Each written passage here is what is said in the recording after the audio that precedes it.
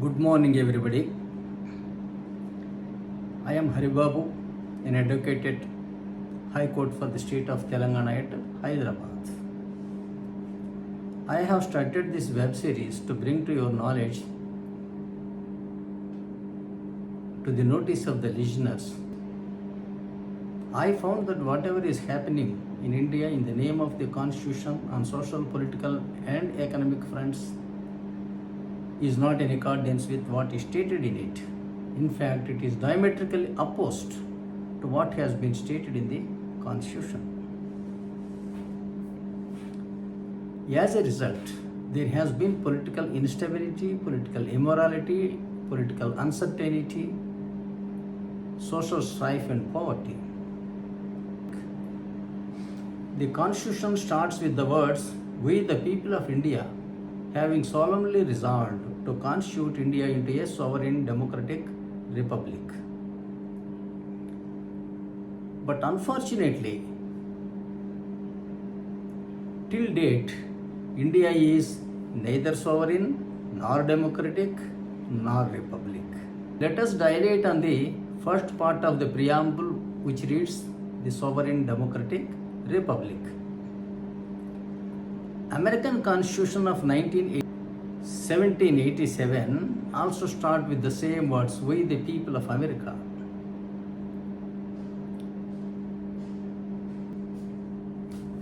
Indian Constitution with 395 articles and 8 schedules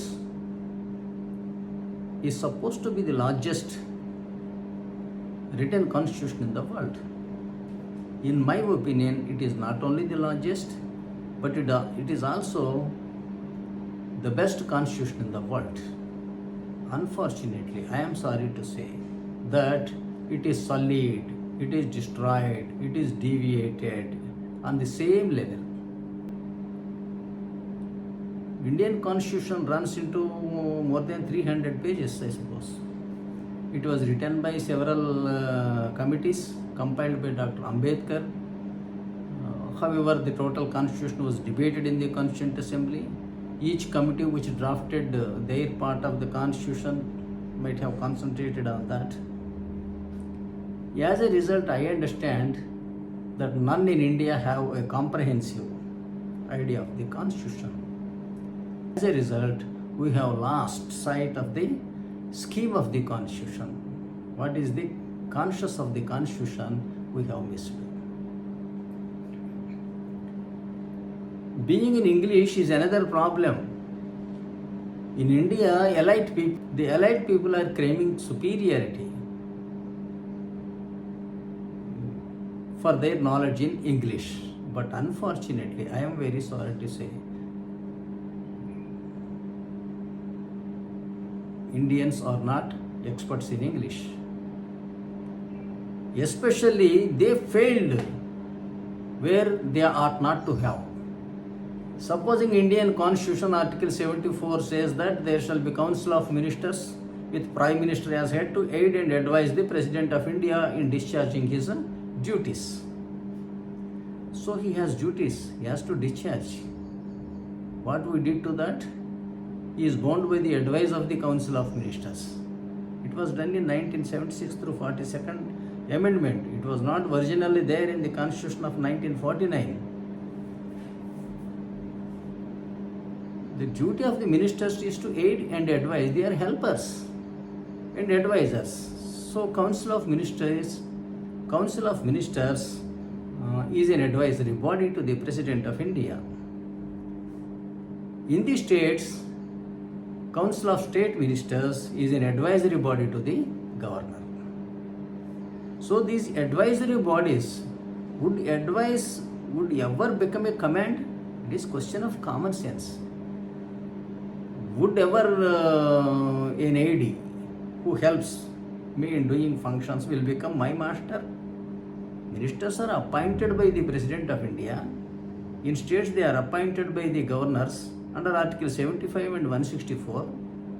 And the terms of ministers shall be during the pleasure of the President and the Governor. That means unquestionable authority to appoint and remove ministers. So unfortunately, these appointed helpers and advisors have become masters of their own master, and the master has become servant of his subordinates. He is bound by the advices of his subordinates. Advices. Would any advice be bound? Never. It cannot be a command. It is an insult to language. So, I request anybody who feels he is an expert in English to consider this aspect.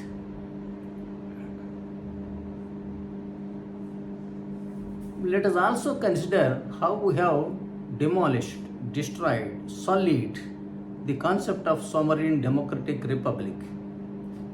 First, let us dilate on the first word of sovereignty. Sovereign means exclusive power to make laws and implement them in a country. If you have power to make law and implement it, that is the sovereign power. This used to subsist in the hands of one person in monarchies. That is the reason why they were monarchies. In democracies, this sovereign power is separated between legislative and the executive. Legislators make the legislations. The executive should rule the country in accordance with the legislations. This is a true democracy which prevails in America. But Indians missed this separation. Instead, we are treating president and governors as ornamental posts. And we say that they are bound by the advices of the Council of Ministers who have majority in the legislatures. That means we have no executive power in India. There is no separation of powers in India. How it can be democracy at all? And moreover, this sovereign power to make laws is interfered by the judiciary. Laws made by the parliament and assented to by the President of India are just being struck down by legislature, by the judiciary. It cannot be democracy at all.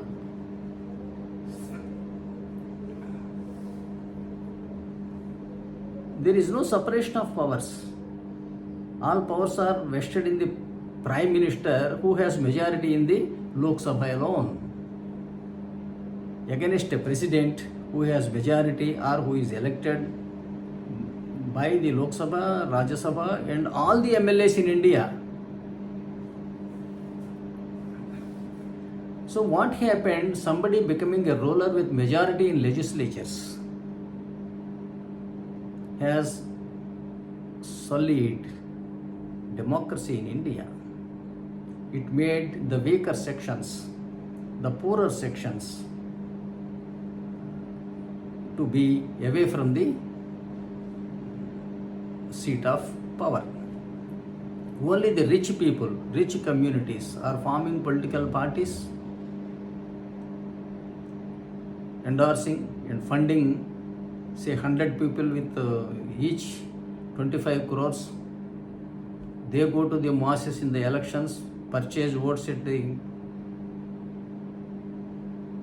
rate of 1,000, 2,000, 3,000 or even 5,000 rupees each vote. They win the elections, and ultimately the head of the political party who established that political party or his family members are becoming chief ministers and prime ministers, and they are ruling the country. This resulted in individual rule, family rule, political party rule, enormous corruption, notes to votes, and it kept the poorer sections away from the seat of power.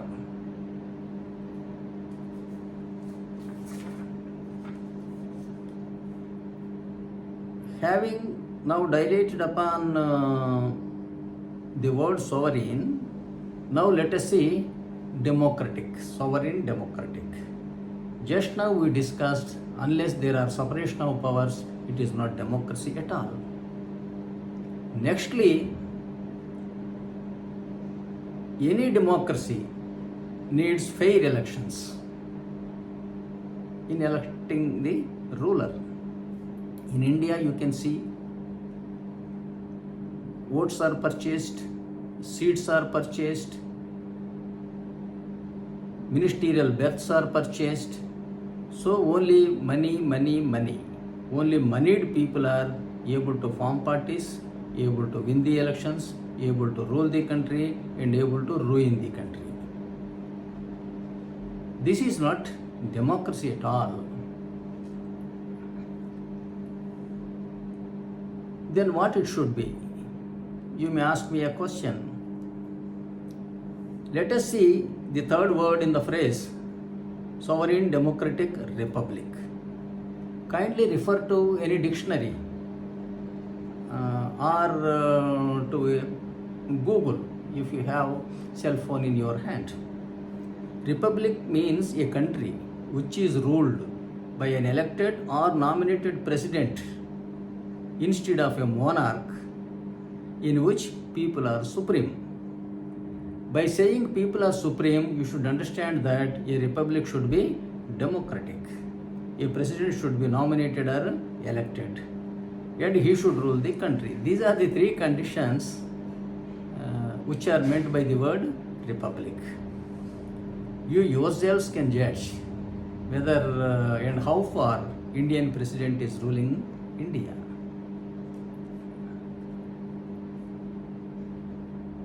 There are striking similarities between Indian president and the American president. American president is elected by the electoral college consisting of the electors elected by the people for that purpose. Indian president is elected by the electoral college consisting of all the MLAs in India and members of both houses of parliament. American president has power to waive etc. Punishments given by the courts. Indian president has that power under Article 72. Under Article 2 of the American Constitution, executive power of America is vested in the President of America. In India, under Article 53, executive power of the Union is vested in the President of India.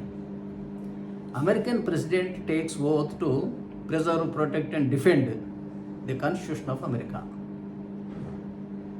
Indian president under Article 60 takes oath to preserve, protect and defend the Constitution of India and the law, and to devote himself for the service and well-being of the people of India. So, Indian president's oath is larger, but unfortunately this highest elected authority, we have limited him to his Rashtrapati Bhavan chambers or the Rajya Sabha Bhavan chambers, and these unelected people are ruling the country with money. They are purchasing votes, they are purchasing seats, they are purchasing ministerial base and ruling. Whereas the highest elected president of India, without issuing a whip, in a truly democratic fashion, in through secret ballot, he is confined to Rashtrapati Bhavan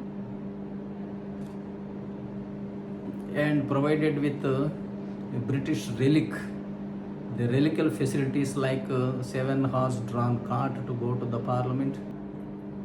These are not the things contained in Indian constitution. These are all not necessary. The elected president should rule this country. He should be an active politician. Unless he is an active politician, how can he solicit votes from MLAs and MPs? He must involve in their selection, in their election. He should campaign for them. Only then he knows them, he gains their trust, and their vote to him will be meaningful.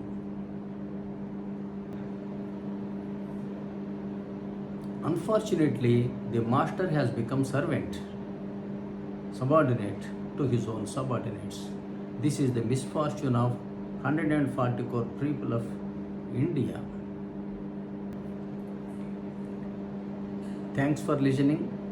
Kindly spread the message. Thank you.